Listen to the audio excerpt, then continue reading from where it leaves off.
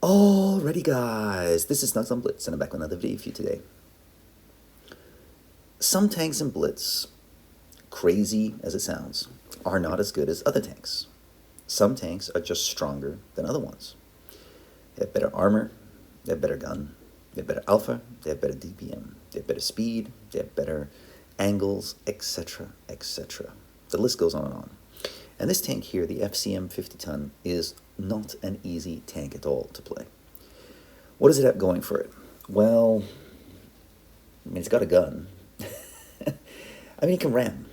If you find yourself against an enemy lineup with an SP1C, Bulldog, German Bulldog, I don't know, some of the other lighter tanks, RHMs, Borsigs, and things like that, yeah, you'd be like, woohoo, good times. However, if you're going against a lot of heavy tanks, you're like, woohoo, because it's going to stink. Because you can't go charging in against a Tiger 2 and expect to be able to do a lot of damage and not take a lot of damage yourself. Yeah, you may be able to inflict damage, but unfortunately you'll take a frick ton as well. So that's not great. But if you can ram a Bulldog, you can pretty much take out 400, 600, maybe even 800 hit points in a single ram if you're using gravity. And I'm not talking about gravity mode, I'm just talking about situations on the map. But this video isn't about this tank per se, it's about those tanks that really aren't as competitive on the battlefield. And it would be nice if Wargaming would give tanks such as this, especially as it's a premium tank, some love. You know, make it more exciting, make it stronger. And then people would actually want to buy it in the auctions or when they see it in the store. You know, it's easy way for Wargaming to make more money is if they take older tanks and give them some boosts and selling they're really competitive. You'll see them more on the battlefield. And yeah, they'll make more money from it. But if they don't, what happens is people buy them, maybe for a cheap price, they find them, they stink, and just let them rot in their garage. And that's what happens. You rarely see this tank being played. And when it is played, it's usually played by someone who doesn't know what they're doing. Anyway, I've got this game here. I get a little bit lucky because of the lineups, and you're going to see what I mean right now. Okay, so looking at lineups, they have only one medium tank. That is the Magnet. The rest of the tanks are pretty slow. Yes, they have the Emil 1951. The rest, though, are probably not going to be leaving the heavy side. So, if the Magnet's alone, I should be able to take him apart. Why? Because he's a tier 7. I'm a tier 8. I've got more hit points. A nice ram would, you know, incapacitate him for a little while, and I can go to work on him. But let's see what happens. Now, my team has decided to split up. Okay, this could be dangerous because if the Magnet's not here and he pushes with the heavies all together, they'll be able to overwhelm our 4 heavy tanks because 3 tanks are coming this way. I don't even know who's with me. Do not care. Okay, so we found where they are. I'm gonna see if I can get a shot in here. Now remember, I'm as big as a house. I've got to remember that. So when I fire, if a tank is anywhere in the vicinity, they'll probably spot me because my camo stinks. Okay, I'm gonna hug the sides because I'm moving around.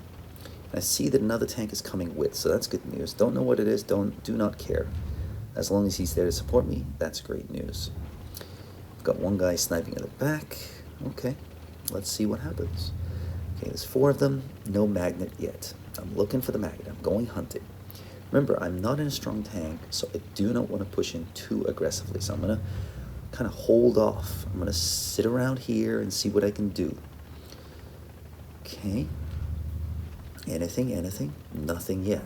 Now my team is doing a great job holding, and their team has not pushed in super aggressively. Got a shot in here, I think, on the Emil. Can I get it? Nope. Okay, well that stinks. Again, I'm still not lit up, so that means their tanks are all pretty much at spawn. And we have one guy who's decided he's going to push in. Okay, that's great news. I'll support him. But I'm worried he's going to get obliterated. Why? He's a tier 7 tank.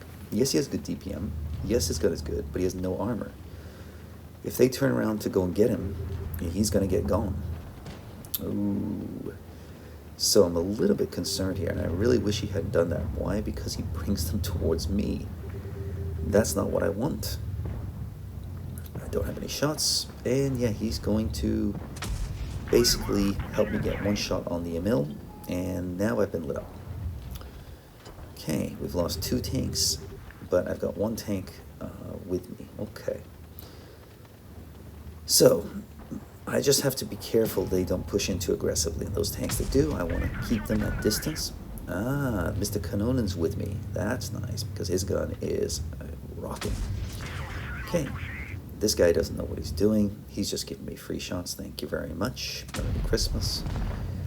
Ah, Kanonen doing a great job. Okay, now I've got hit points, and my gun does work as long as I aim in. Now, this guy's got a lot of armor, but that cupola at the top right there, just aim in, boom, boom, boom, back into cover.